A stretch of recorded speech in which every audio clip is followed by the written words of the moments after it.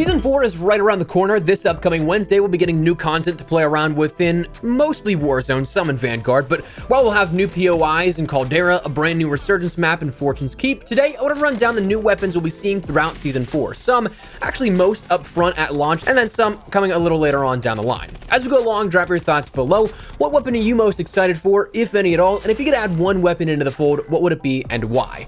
For me, though, I know canonically it wouldn't really work. I'd love to see like the introduction of a modern warfare weapon here, like how we saw Vanguard weapons introduced within Black Ops Cold War kind of leading up to that. I think that'd be kind of cool, get us a little bit hyped for Modern Warfare 2, but anyways, let me know your thoughts down below. If you enjoyed the video, you found it at all insightful, do me a favor and drop a like on it. If you're new to the channel, hit the subscribe button to stay there with all things Modern Warfare 2, Warzone, and anything Season 4 related. We've got a lot upcoming, so make sure you stick it here on the channel and don't miss a bit. And once again, check out my friends over at Gamer Advantage for the best blue light glasses on the market to protect your vision, but more on them in a bit. So, Season 4 launches this upcoming Wednesday, and with it, we're aware of 4 weapons coming to the game in the capacity of Vanguard and Warzone. What's nice is that when this video was initially planned, the blog wasn't actually anticipated to be out, so we were kind of going on leaked items, but now that this is 100% confirmed, 100% legitimate, we now have a nice preview of what is to come over the next week or so.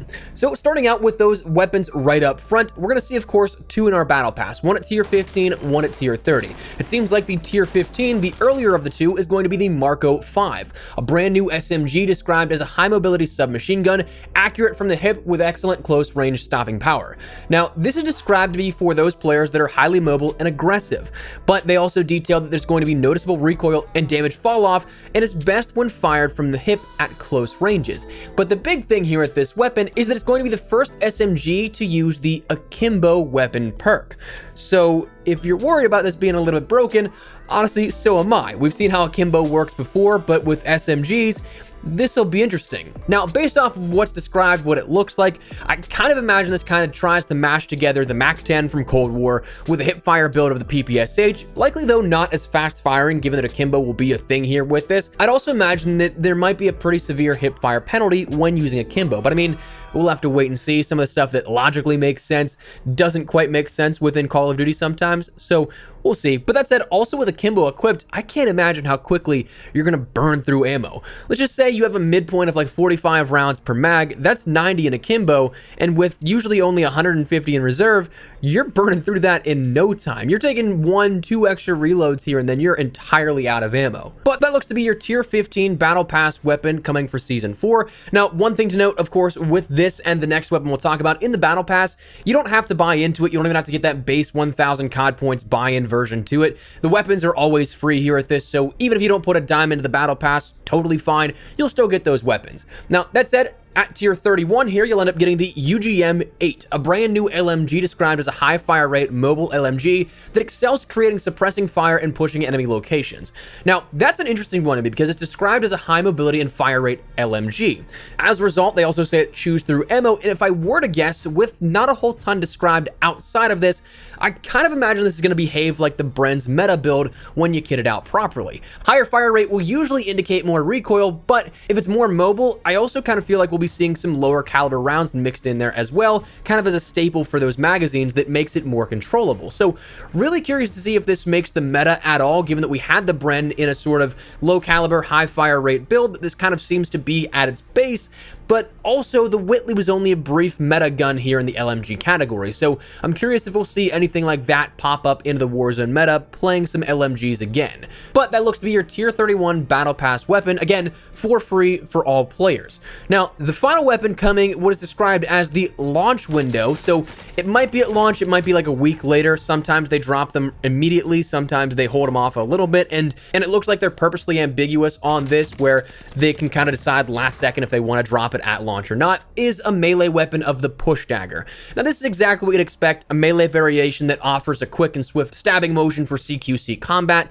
This one is stated to be available by either completing a challenge or purchasing it in a bundle. Personally, I don't really care too much for the melees. They're all just kind of reskins to me, so in that regard, it really falls to if you find it worthwhile or not. But for the challenges, if you're interested at all, multiplayer, you're tasked with getting 5 melee kills with primary weapons in a single match 15 times, and it's stated with a hint to use a bayonet attachment on primary weapons. weapons for better lunging abilities, or the fast melee weapon perk for quicker maneuvers. But if you also want to do it in zombies, you can get 100 kills with a melee weapon while shrouded by your Aether Shroud, with a hint of doing that in Shinonuma's experience, where you can trap zombies to get kills easily.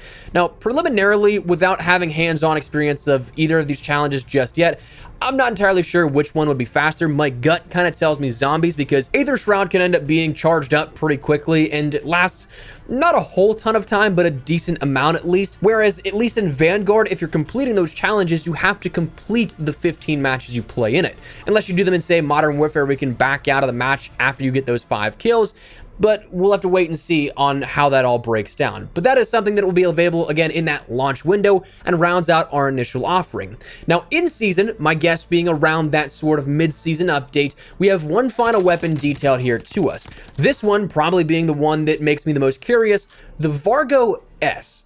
Now, the Vargo S, it might sound familiar, but it's described as an essential armament for versatile play. This workhorse assault rifle offers a high fire rate, steady aim through sustained fire, and quick reload, and that's before adding any of its gunsmith attachments.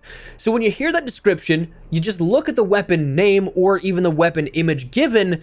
Is this not just the Vargo 52 perhaps predecessor? I say perhaps because, like, we don't really know exactly how this is going to work out just yet. If we're going off of the Fortune's Keep leaks, if those are to be believed, this is taking place in the 70s, so, like, it's not really a predecessor, it just could be a same sort of prototype weapon. And yeah, I know the Vargo is based on the Vahan prototype, but it's just odd to me that we could be seeing the same weapon twice across 2 different games, less than a year apart from each other. If that's the case, though, hopefully it's worthwhile. I still think the Vargo in Cold War is an incredibly viable option. I think the only hindrances to that weapon that doesn't keep it in a top 3 placement here oftentimes is just the fact you can't kit it out with 10 attachments like you could with Vanguard weapons. If I could add a 6th attachment onto Cold War weapons, honestly, it'd be fully loaded, just so that my ammo hoarding bot self could end up jumping into gunfights immediately after grabbing my loadout, even in a regain situation where I could just drop in, have full ammo as soon as I pick that up, but you can't do that on Cold War weapons. So if we can do that now in Vanguard's version of the Vargo S, this might be one of my new favorite weapons if it acts the exact same as what we see in Cold War. So we'll have to see what time presents to us in that regard, but those are your 4 weapons here coming within Season 4 of Warzone and Vanguard. Now, what the meta will hold here, will any of these be a dud? Will any of these make the meta? I do think that if it does perform exactly the same as the Vargo in Cold War, that Vargo in Season could absolutely be a meta weapon. I think that we have potential to see the Whitley and the Marco, but we'll have to wait because, again, it's just too ambiguous on how they're described. We don't know if there's any drawbacks related to the akimbo, if it's going to be something that has a very short damage range. We don't know yet. But that said, that is the 4 weapons that you should be aware of, so that is where we're going to call it. Before we wrap everything up entirely, I want to let you guys know again about my friends over at Gamer Advantage. I want to use some of this previously scheduled sponsored time from another partner of mine, but instead shift it to a different partner who, in light of recent events, knows how to treat their employees properly. Gamer Advantage just recently released their sustainability collection, which is something that I absolutely love. I've said it before, I know it might make me sound like a hippie, but we only got one Earth, and every step I think to help keep that alive is a good gesture. The new sustainability line is the best of it all in my opinion. The comfort, durability, and clinically proven effectiveness of all the Gamer Advantage frames and lenses, as well as 100% recycled components to them. When you're done with them, whether that be the box, the case, the pouch, or hopefully not for a while, even the frames themselves, they're all entirely biodegradable. They launched 3 colors in 3 different frame sets, the Terra, Arbor, and Walden's. Myself, again, as I've mentioned before, I think I'm going to go with the Terras. I've used those before, love them, but if you're interested in investing in your vision health, combating the blue light that comes along with the daily grind of working on a PC, maybe working on content, watching TV, or just being on your phone all the time, I highly suggest checking these frames out. I've used Gamer Advantage for well over a year now. Not once have I ever felt like they weren't doing their job properly. I love them. I swear by them. So if you guys are interested in investing in your vision health, check out Gamer Advantage. Link in the description below. And if you guys want to pick anything up, use code Espresso for 10% off. But that said, that's what we're going to call it. So let me know your thoughts down below. Are you guys looking forward to any of these weapons we talked about? Anything in particular stand out to you? Whatever the case, drop your thoughts below. But if you enjoyed the video, do me a favor and drop a like on it. And if you're new to the channel, hit the subscribe button so you don't miss a single thing regarding all things Modern Warfare 2, Warzone, and of course Season 4 upcoming here in the very near future. If you're interested in any of that, I'd love to have you. But that said, thanks so much for watching. Honest Man Espresso. I'll see you guys later. Take care and peace.